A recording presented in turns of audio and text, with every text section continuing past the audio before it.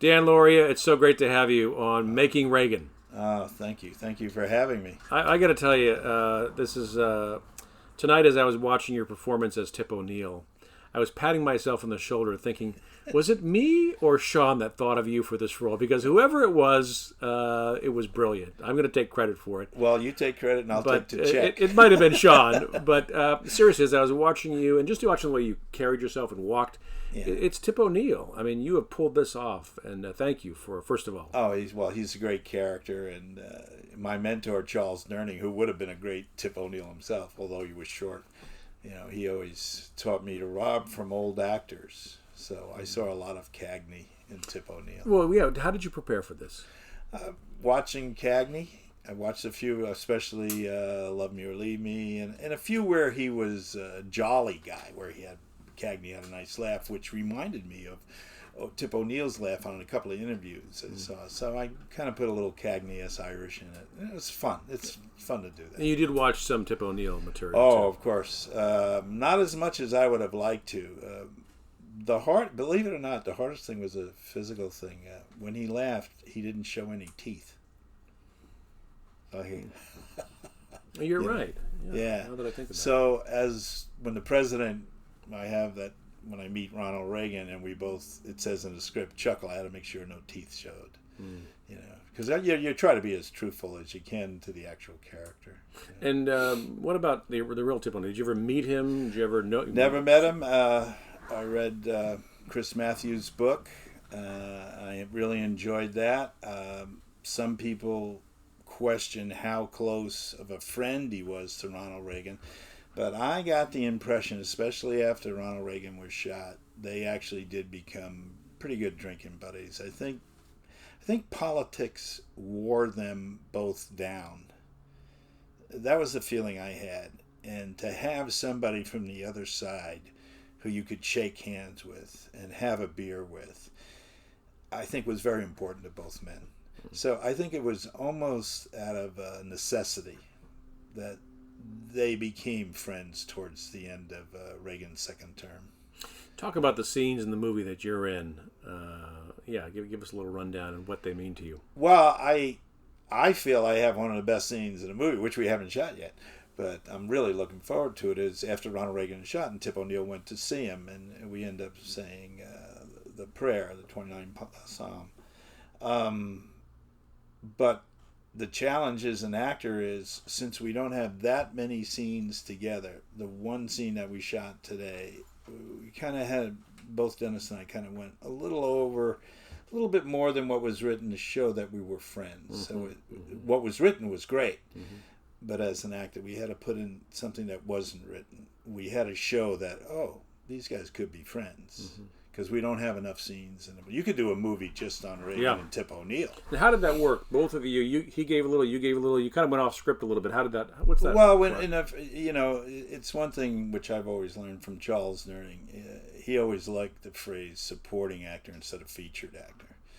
I mean, Dennis has, let's face it, he has a big load to carry. He's Ronald Reagan. He's in every scene. So as a supporting actor, you have to come in, and even in the very first rehearsal, even though he may still be looking at a script or something, you have to show something that they can either like or not like, but something. And when Dennis saw me do the last line, like I took that little beat, he went, "Oh, I like that." I said, "Yeah, we don't have enough time to establish friendship." And he just pointed his finger, yeah.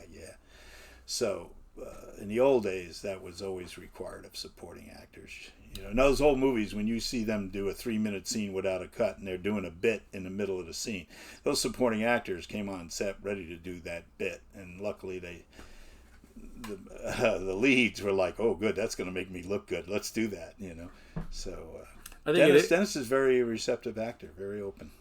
It is a very important scene, the hospital scene. Yes. Right? And I think for a lot of reasons, and we're in this era, we talked earlier, we're in this era where people can't seem to be friends. There's a joke in the film after 6 o'clock. Right. Right. You want to talk about that for a minute? Yeah, and Dennis said there's no more 6 o'clocks, Right. The other side gets to, well, it's legendary. I mean, Everett Dirksen would, he would call LBJ every name under the sun. And Senate Majority Leader. Yeah, and LBJ would have him over to the White House, and they'd laugh. They even have it on tape, LBJ saying, "Everett, I wouldn't call a dog what you call me. Now let's knock off." And then Everett Dirksen said, "Well, I took an oath to tell the truth, LBJ." He said, "Well, come on in here now." And they'd open up a bottle of scotch and they'd get things done. We don't, maybe that backroom politic is too idealistic now, but boy, I sure wish we had it. You know? Yeah. You're a history buff. Yeah. Were you a history major in college? Yep, U.S. history, yeah. So I see a lot of things going on now that I don't understand. I don't understand why the Senate Majority Leader would hold up a bill to a vote. I mean, the people have to know what their representatives are voting on and how they're voting. That's how we judge if we're going to vote for them again. And by holding up the vote, I don't think people know where their own representatives are standing.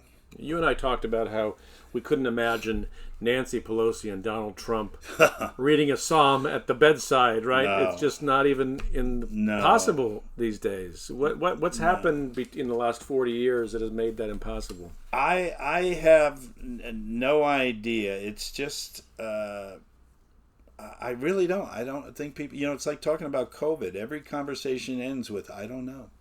I don't know. I know there are decent people out there. I mean, I'm as liberal as they get, and I worked with John McCain on National Veterans Foundation.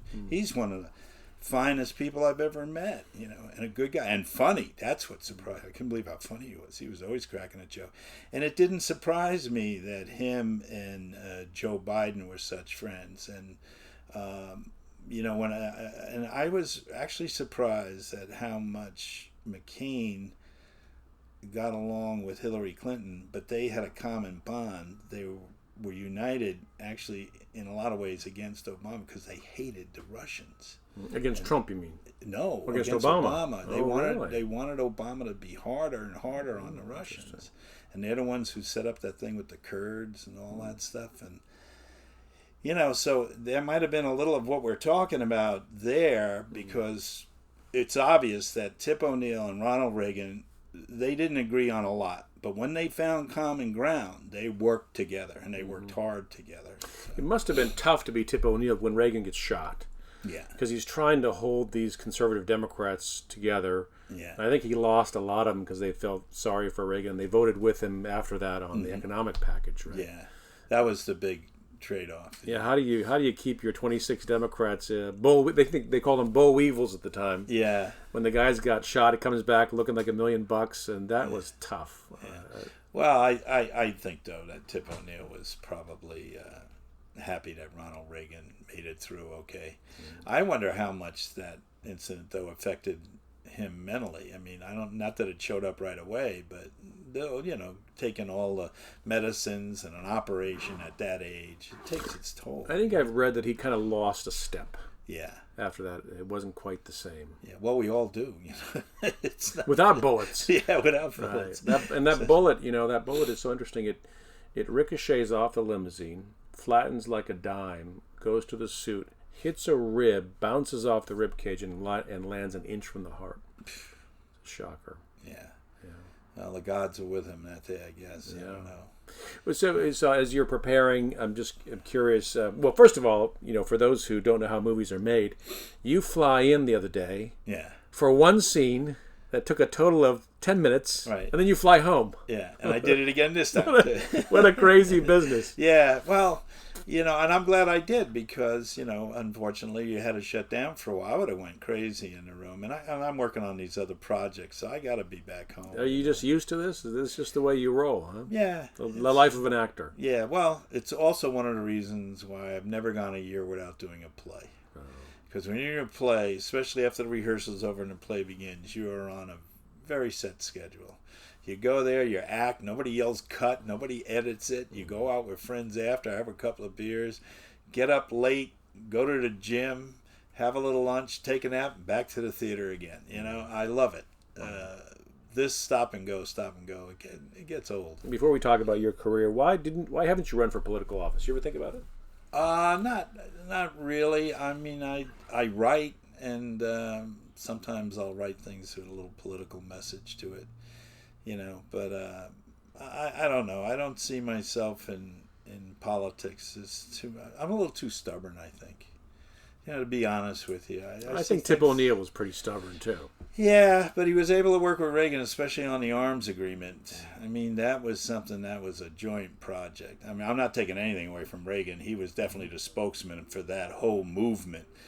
But without O'Neill getting the Democrats in line, I don't think they would have been able to, push it as far as they did. Well, certainly defeating totalitarianism was a bipartisan effort over 40, 50 years. Right. Right? You got to remember, these guys went through World War II. Right. So they had a whole different standard. I think, Clinton was the first president to not have been in World War II? Right. Yeah. Well, so obviously, fans know you from the Wonder Years. Yeah. What is that like? Is that what people see on the street and say, or what does that mean to you? Outside of New York City, that's always the Wonder Years, and no actor likes to hang his hat on one hook. But if you have to, the Wonder Years pretty classy hook. Yeah. New York City, it's more about Lombardi. So hey coach, how you doing? When you began the series, did you think it was going to take off, Wonder Years? No. I said the first day to Allie, our mutual friend, Allie Mills, played my wife, great actress, great lady. She said, "What do you think?" And I said, "It's too good. They'll never keep it. Television always cuts out good things." What did you mean by that? I think television, you look at some of the series that were never given a second chance. Look at some of the ones that were successful. They were going to cut MASH. Well, Seinfeld almost didn't make it. Almost, right. It took somebody at the studio head, and I said, if we don't have a champion, they're going to kill us. And Allie was the one who said, "I think you're wrong. I think we're in a classic." She said that while we were shooting the pilot. And then luckily we had Bob Iger, and he made sure our first episode, our pilot show, aired after the Super Bowl. And we went right through the roof. And they said, yeah, but next week there's no Super Bowl. What are you going to do? And our ratings were even higher. So we won the Emmy the first year. What was so special about it? It was realistic. I mean, we didn't do, Father Knows Best or those shows from the 50s and 60s. That kind of made a utopia out of the American middle class. Mm-hmm. American middle class, like today, it's tough. You got to pay the bills. And I remember they didn't want me. The one name they thought they could get a name actor would be my part. And the writers insisted, we don't want a big movie name. We want somebody who looks like the guy next door, So that's why I love. Because I had just gotten to L.A. then. I was a New York actor. There was also a sweetness to it, though. There wasn't it wasn't cynical. No. Right? There was a sweetness to it, but there was a realism to it. Very real. Is that right? Would that be and I think that's, and I tell you the mistakes that some shows that have tried to copy it have made. They have made the head writer will always see himself as the kid, and he's writing about his youth, and he always makes the kid smarter than everybody else. In the Wonder Years, half our episodes, Fred Savage's character, you hear the narration say, "If I knew then what I know now, I wouldn't have done that." So it becomes a learning experience. So both kids and parents liked it. The show still works today if you watch it. It is just middle class values, hardworking values, very realistic stories. And it's about growing up. And when you grow up, you make mistakes. Sometimes you're right, but sometimes you're wrong. It's also great to see the 60s happening. You as the parent, the older sister, right? She's kind of doing the whole hippie. She's the hippie, and the way you guys, how you deal with that. You remember her boyfriend was David Schwimmer. Oh, that's right. That's right. He went from there to Friends. But what did you draw upon for that character and that interplay? Well, I'm a stage actor, so anything I draw on is in the script. But you lived that era. I lived in that era. My father was very much like the father I played. He was. Matter of fact, my only contribution to the writing of the show is in the pilot. I went to Neil Marlins and Carol Black and Barb Rush, and said to him, I would like him to be a veteran. My father was a vet in World War II. And you're a vet. Yeah, and I'm a vet. So they came back to me and said, we love the idea, but we can't make him a World War II vet. Time-wise, it doesn't work, so we're going to make him a Korean War vet. And it came in and out of the stories. And one of the stories, it was always my favorite, was when my daughter went to college, and I gave her my duffel bag that got me through the Korean War. That was always one of those moments. Did you have to be careful not to venture into Archie Bunker territory? I definitely, as an actor, but the writers never let me go. They never did anything like Archie Bunker. I mean, we had a couple of lines, every once in a while. Work, that kind of thing. But very seldom. And we got into one political in the first 6. John Corbett played the part, the boyfriend who was going to go to Canada because he got a draft notice. And how did your character deal with that? I forgot. Well, we're at the kitchen table, and I talk about the men I lost in Korea. Got it. And I think you're a coward. And he goes, well, I'm not yet. I got to make a decision. And he holds up his draft notice. And the show ends like it should. We don't know whether he went or not. How many seasons did you go for? We did 130 shows. We were 27 out of 166 shows, and we were canceled. We were canceled because of one man. You could always cut this if you don't want to. No. His name is Ronald Perlman, the guy who owned Revlon. And he bought the company and sold everything off. He made a great deal for syndication with Ted Turner, and then he said, I'm not doing it anymore. And he tried to make it look like Ted Turner was the one who was responsible for it ending. And Ted Turner never made public announcements. Called the press, said, I would buy 200 more. And Perlman said, direct quote, the amount of profit did not warrant another season. So I'm usually a very passive guy, but if ever I'm alone in a room with Ronald Perlman. Was it 5 seasons? 130 shows, it'd be 5.5. 5.5 seasons. So it could have gone on, in your mind. We wanted to do at least 12 more so the show would end with Fred graduating high school. That was the plan from day one.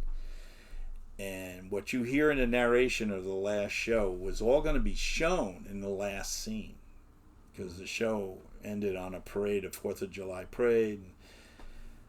But we had the ending also. Bob Brush, who was the head writer at the time, and Neil and Carol had gone on.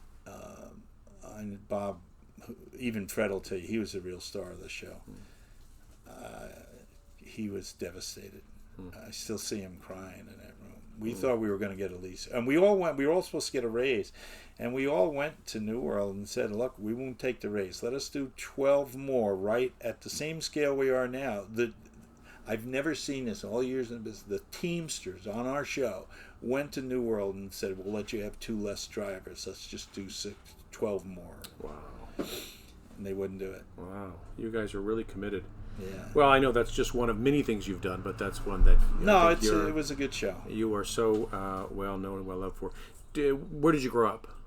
Long Island, New York. Born in Brooklyn, grew up in Long Island. And the accent I can still hear. You can still hear it there, right? I'll tell you, when I need it, it comes back easy. But today with Tip O'Neill, who was from Mass, so you had to have the flat A, and was that Irish lilt. Yeah, was acting always what you wanted to do?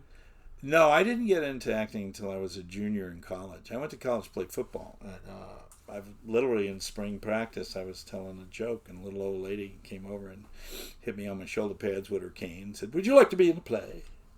And I said, I always wanted to try that. And she said, I know. And I said, how would you know? And she said, I'm the greatest acting teacher in the world. It was Constance Welsh, the one who started the Yale Dramat. So, and do you have a method, or what is your acting style or method? Miss Welsh was very unmethod. If you ever tried to tell her what you were feeling, she would bang her cane and go, I don't care what you're feeling. You didn't pay to get in. I am the audience. I care what I'm feeling. Make me feel something. And she always said the answers are always in the script. And how long did you study with her for, and how did you transition? Well, I studied with her 2 years that were left in college. Then I was in the Marine Corps for 3 years. And then I went for my graduate work in University of Connecticut just so I could be near her, so I can go back down and work on stuff. And when I first went into New York, she would come see everything. She taught a lot of famous ones. She taught James Whitmore, who was also a Marine. So whenever I ran into James Whitmore, we would just sit and tell stories about Connie Welsh. How did you get to Hollywood from there? I was in New York doing play after play and working as a waiter. Actually, I worked at the place called Bar Central. It's right by the Museum of Natural History, and Bruce Willis and Eddie O'Neill, he actually paid the rent for my apartment once. And John Goodman was the doorman. Eddie and Bruno were the bartenders. I washed dishes in the back. So, and I think every one of us would say they're probably the guys that are more talented than us, but they didn't get the break. And are you living in New York, LA these days? I go back and forth. This is the first year because of COVID that I haven't done a play. So I was supposed to do a play just in July with Wendy Malick, my dear friend, and her niece, who is my goddaughter, Gwen. The three of us. Lee Blessing, great writer, wrote a play for the three of us. And we were going to do it at the New Jersey Rep. So this is devastating for the playwright industry and the playwrights. It is. I don't know how New York City is going to come back, and that's why we started this program to help regional theaters, because it's called Celebrity Read, and I've asked a lot of good friends, great actors like Joe Mantegna and Wendy and Alfred Molina, Tony Shalhoub. I can go on and on and on. I'm going to leave somebody out if I don't. Just Stacy Keach. It's just great stage actors to read something they wrote, and the regional theaters can put it on their website. So each week, people will go and see a different celebrity read something. They're short. The longest one's 10 minutes. And they all end with, please, support living theater. Keep live theater alive. That's kind of our slogan. Because we don't see New York bouncing back real fast, even if there is a vaccine. I mean, what was this like? I've asked the other actors too. What was it like making a movie in the COVID era? How did it feel to you? How was it different on the set? Well, it's very different with the mask and trying to keep social distancing. And then as actors, we can't. I mean, I can't do the scene with Dennis Quaid with masks on. Right. So, but I think that the most frightening thing is to travel. You're on planes and going in airports and, back and forth. And some actors I know, they're on shows, they get 4 or 5 episodes done and they got to shut down. And I don't know how they're going to keep going. Now, I hope Dr. Fauci is wrong about November being like a second wave. To me, I didn't see the end of the first wave yet, and they're talking about second wave. So I don't know. Every conversation ends with I don't know. Yeah. It's a tough situation, I look at Joe Biden and I go, why would you want to be president? There's a mess out there. Why would anybody want to be president in this mess, right? Yeah. But they do, right? So just the last question would be, what do we learn from Tip O'Neill? You've studied him, you've read the books, you've done a lot of research. What's the lesson that we learn from Tip O'Neill? Well, I'm not trying to be funny, but I think a lot of good things could happen if two people would just sit down and have a beer together. Talk with somebody instead of at them. I think that's what we've lost. And now we've put this barrier of a mask, so we're creating more barriers when we should be taking barriers down. But Tip O'Neill was obviously a guy. He was tough. But if you got a good point, he wanted to hear it. Sometimes he wanted to hear it just so he can have a better argument to fight you the next time. Mm-hmm. But he also listened. And we're losing that. Ronald Reagan was a good listener. Mm-hmm. What I like about both of them is that they were both great storytellers. Mm-hmm. They loved telling stories and jokes.